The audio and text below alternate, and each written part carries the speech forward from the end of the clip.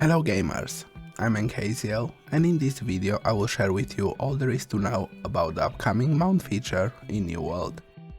In my previous video I explored what the new expansion will bring. We talked about a few things, but one of the features that was shrouded in mystery was the mount system.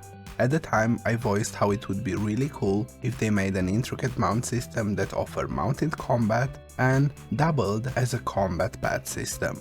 I said at the time that was not likely to happen. New World is a Western studio, and Western studios do not have the talent Eastern ones have. Especially in the MMORPG genre, it's as simple as that. It's a miracle we have the environment and sound to such a high quality in New World. So we have to set appropriate expectations, otherwise we will be disappointed. That being said, I believe they have done a good job when compared to other Western MMOs. In my opinion, this mount system is better than the ones found in games like WoW or Elder Scrolls Online, and it has some similarities to Guild Wars 2. So, let's delve deeper into what the mounts in New World have to offer, and let's see why despite the initial disappointment of not having a cool and intricate system, it is still a good mount system. The first thing we need to understand is that the mount system is twofold. There are the mounts themselves, and then there is a riding trade skill. The mounts themselves will be part of a catalog of mounts you collect. This will include mounts obtained in-game, and of course, those that you can purchase in the cash shop. All of them are functionally the same, only being visually different, and this is great. You can choose the mount you enjoy visually without feeling like it would perform worse. If performance would be tied to the visual aspect, we would end up with a game where everyone is riding the same mount. When it comes to variety, for now there will be 3 categories available, with more to come in the future. The available mounts are horses, direwolves and lions.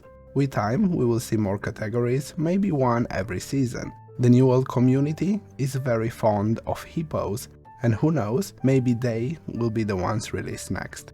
To get a feel of how fast they are, the base speed of these mounts will be basically double that of your sprinting character. And they have a dash ability that gives them a burst of speed. Just like our characters, they will also benefit from the increase the roads offer. Speed can be further increased by leveling your training skill, but more about the training skill after we cover the basics.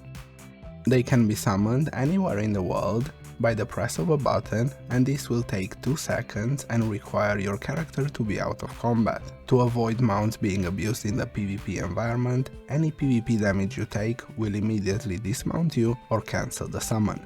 When it comes to PvE, it will take a few hits for you to get dismounted, and this will be based on your level and health, so it will be harder to dismount a tank, for example. All this is pretty standard stuff so far, so you might ask yourself, how is this any different than the other games I mentioned? And we are getting there. The first difference will be that these mounts come with 4 equipment slots. 2 of them are functional and 2 of them are purely aesthetic. There will be 2 types of functional items, one that improve your dash ability in various ways, like improving its duration or speed or how it performs in different environments. And the other one will give you benefits when you get forcefully dismounted. These benefits will be minor for now, but who knows, maybe after they collect more data, they will add more interesting abilities. That would potentially bring a lot more variety to combat. The 2 other slots are purely visual, and they will allow you to equip cool little trinkets, like shields or books or flags. You will be able to obtain this both in-game, through achievements and drops, and purchase some of them from the in-game store. Some of the mounts seem to come with their own armor. I will throw a wild guess here and say that most armor mounts will probably come from the store, battle pass, or from some high-end activities, like being the top of the leaderboard. If your mount has armor, you will be able to dye it. Keep in mind, you will not be able to change the fur color of the mount, and this will be specific for each of your mounts. With all this information, I hope you have a good understanding of the basic elements of mounts, so let's talk about the riding trade skill. This will be an entirely new trade skill, and as you level it, it will further increase your mounted speed, and it will allow you to craft mount equipment, mount food, and powerful buff items. you'll have two choices to level the riding skill. One of them will be by feeding your mount food that you craft using the riding skill, and the other one will be much faster and would be by performing tours and rallies.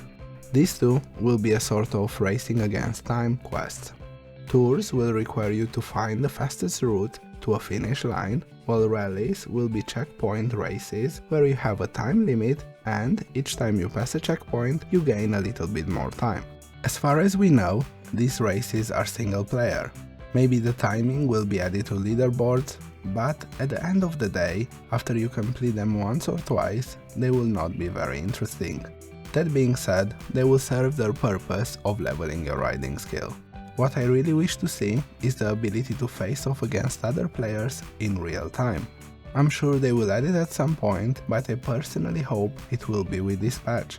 I feel otherwise these tours and rally quests are potentially wasted. The only other thing that might be related to this is some jumping puzzles and exploration activities that will require the use of mounts. But not much has been shared on this front. It's worth keeping in mind that New World sadly is not doing great when it comes to exploration activities, but they are trying and we can see some progress, however slow this might be. And who knows, maybe this expansion will surprise all of us with some of these much needed open world exploration activities. You'll probably spend around 10 to 15 hours of game time leveling up the riding profession, maybe even more if you are not focusing exclusively on it. But the mount system will provide much more than that.